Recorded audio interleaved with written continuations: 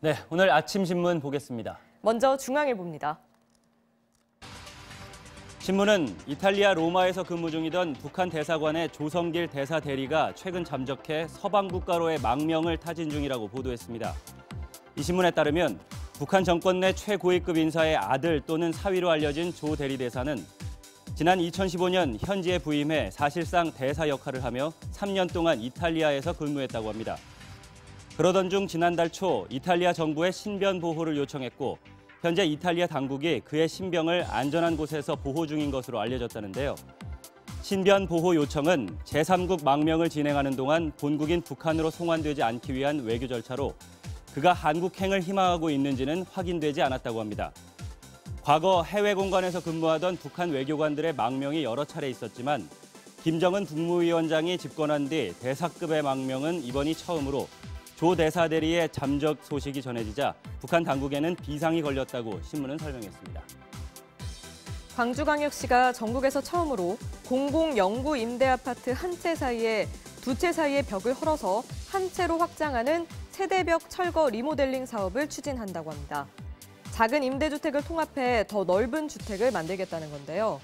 영구 임대 아파트는 보통 전용 면적 24에서 26제곱미터, 7, 8평 등의 작은 규모가 많은데 최근 이런 평형이 선호되지 않아 빈집이 늘자 현실에 맞게 고치려는 취지라고 합니다. 실제로 광주도시공사가 지은 전용 면적 24에서 26제곱미터 규모의 시형 아파트 가운데 186채가 비어 있는데 여기에 들어가지 않고 대기 중인 가구가 1,700여 가구나 된다는데요. 하지만 공공임대 특별법엔 영구임대 아파트의 전용 면적 규모를 40제곱미터 12평 이하로 제한하기 때문에 광주시의 이런 정책이 현행 법률을 어길 수 있다고 합니다. 한국도로공사에 따르면 전국 고속도로 주유소 200곳 가운데 132곳이 셀프 주유소로 운영되고 있고 지난해 11곳이 일반 주유소에서 셀프 주유소로 전환했다고 합니다. 하루 평균 3,500대의 차량이 찾는 매출 1위 고속도로 주유소인 서울 만남의 광장 주유소도 지난달 주유기 8대를 셀프 주유기로 교체했다는데요. 이에 대해서 신문은 최저임금발 무인화가 확산하고 있다면서 인건비 부담을 조금이라도 줄여보려는 노력이 일자리 감소라는 부메랑으로 돌아오고 있다고 전했습니다. 서울경제는 수십 년 동안 우리 사회에 자리 잡아온 2월 졸업식 관행이 깨지고 있다고 보도했습니다. 신문에 따르면 올해 서울 지역 중학교의 절반 이상이 졸업식을 1월로 앞당겨 진행한다고 합니다. 서울뿐 아니라 경기, 인천, 제주 등 전국 대부분 학교에서 올 들어 비슷한 추세가 나타나고 있다는데요. 이에 대해 신문은 학생 관리 편의를 노린 학교의 선택으로 보인다면서 학교들이 편의에만 치우쳐 학사 일정을 잡다 보니 학생 안전 관리에 허점이 드러난다고 지적했습니다. 졸업식을 1월에 하면 3월 고등학교 입학 때까지 2달 정도 학생들이 사실상 무적 상태가 되기 때문인데 이 시기 학생 관리 주체가 명확하게 구분돼 있지 않다 보니 학생들이 안전사고나 일탈 등의 무방비로 노출될 수 있다는 설명입니다.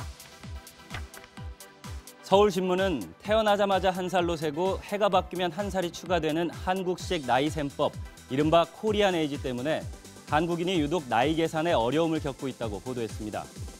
같은 동아시아 문화권인 중국과 일본, 북한까지도 현재 만 나이를 쓰고 있는데 한국만 연 나이와 만 나이를 함께 사용해서 사람들이 종종 혼란을 겪게 된다는 건데요. 실제로 병역법과 청소년 보호법은 생일에 관계없이 태어난 해를 기준으로 하는 연 나이를 적용하지만 민법이나 형법은 생일이 지나야 한 살이 더해지는 만 나이가 적용된다고 합니다. 관공서나 병원도 만 나이를 기준으로 하죠.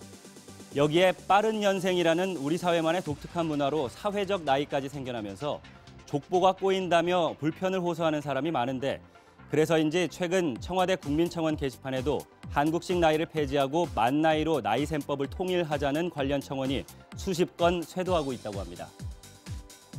최근 차량 공유 서비스, 승합차 호출 서비스 등이 인기를 끌면서 택시기사들이 물건을 배달하는 경우가 늘고 있다고 합니다. 택시 퀵 서비스인 셈인데 서류 봉투부터 맛집 음식, 도매시장 의류, 돈 봉투까지 실어 나르는 물건도 다양하다고 합니다.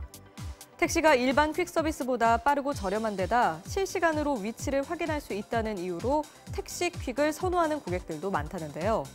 여객운수사업법상 택시가 화물만 나르는 것은 불법입니다. 하지만 기사들은 손님이 줄어든 상황에서 산업금을 채우려면 사람 대신 물건이라도 태워야 한다고 주장했다고 합니다. 지금까지 아침 신문 살펴봤습니다.